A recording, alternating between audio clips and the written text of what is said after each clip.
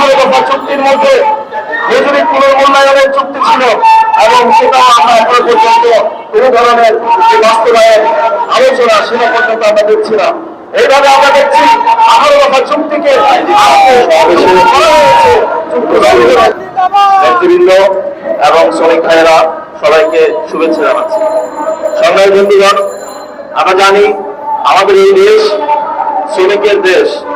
6.5 কোটি শ্রমিক ফর্মাল এবং ইনফর্মাল সেক্টরে এই দেশে কাজ করে। প্রায় 1.5 কোটি শ্রমিক প্রবাসে কাজ করে।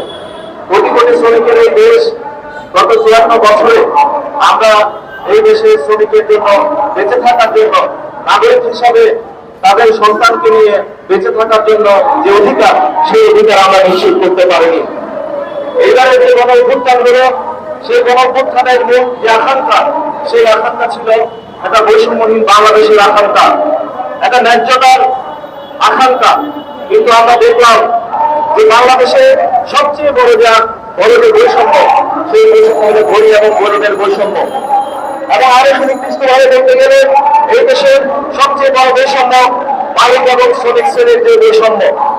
আমরা অভ্যুত্থান পরবর্তী সময়ে এই সবার আশুলিয়া থেকে সমস্ত জায়গায় শ্রমিকেরা যখন তাদের দাবি নিয়ে যেতে করলো, আমরা দেখলাম এই সরকার 18 দফা চুক্তি করেছে।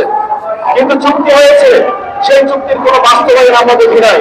সেই চুক্তিতে ছিল যে ছাঁটাই করা চলবে না, কিন্তু আমরা কারখানাগুলো দেখছি প্রতিদিন শত শত শ্রমিক ছাঁটাই করা হচ্ছে।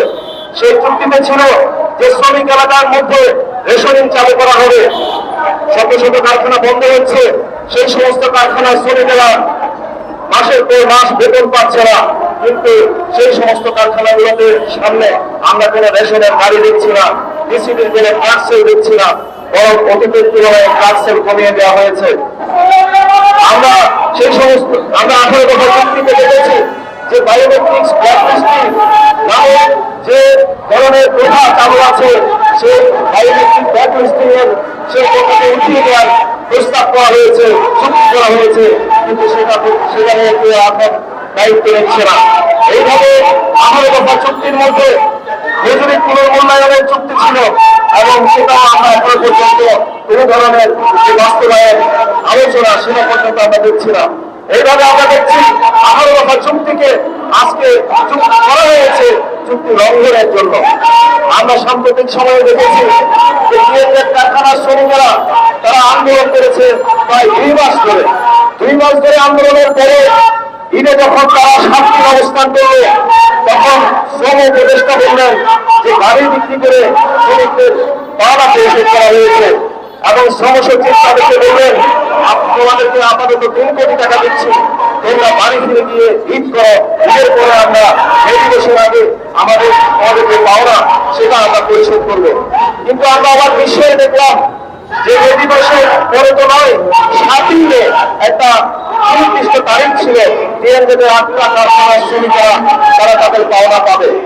এবং 7 তারিখ যখন আসবে, আমরা দেখলাম যে সরকারের উচ্চ পর্যায়ের সচিবকে, অতিরিক্ত সচিবকে কেন্দ্র করে এবং যতগুলো পক্ষ আছে মালিক পক্ষে, সরকার পক্ষকে কেন্দ্র করে সেই চুক্তিকে লঙ্ঘন করা হলো 7 তারিখ। এবং আমরা দেখলাম যে 7 তারিখের পরে আবার শ্রমিকরা সভবনের সামনে অবস্থান করবে এবং 11 দিন ধরে যখন শ্রমিকেরা সভবনের সামনে নির্ভর রাখে তারা জীবন যাপন করছে, সেই কাজে সরকারের মধ্যে আমরা কোনো ধরনের উচ্চবাচ্য দেখলাম না। আমরা তাদের চুক্তি বাস্তবায়নের জন্য কোনো ধরনের পদক্ষেপ দেখলাম না। এই পরিস্থিতি দেখা যায় যে মাত্র 54 কোটি টাকার জন্য আজকে প্রধান উপদেষ্টার কাছ থেকে হচ্ছে শ্রমিকদেরকে। সরকারের একটা উচ্চ পর্যায়ের কমিটি, যে কমিটির মধ্যে সেনাবাহিনী আছে, গাজীপুরের জেলা প্রশাসন আছে, সচিব আছে। আজকে মালিকদের কতটুকু শক্তি, এই হুন্ডারা মালিকদের এতটুকু শক্তি, তারা রাষ্ট্রকে বিদ্রোহী দেখাচ্ছে, সরকারকে বিদ্রোহী দেখাচ্ছে। 54 কোটি টাকা আপনি পাওয়া শেষে এই যমুনাতে দিয়ে শ্রমিকদেরকে রাতের 11টা পর্যন্ত বসে থাকতে হচ্ছে। এই হচ্ছে আমাদের দেশের আজকে বাস্তবতা। ফলে এখানে চুক্তি করা হচ্ছে চুক্তি ভঙ্গ করার জন্য এবং প্রতারণার জন্য। সেই প্রতারণা বাইরে থেকে আজকে সরকারকে নিতে হবে।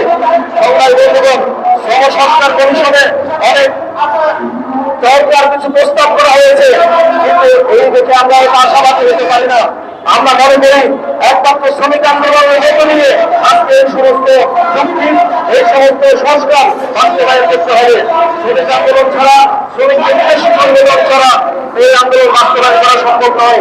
বিএনপির 2 মাসের যে আন্দোলন, সে আন্দোলন আগামী 29 তারিখ তাদের বেতন পরিশোধ করার কথা।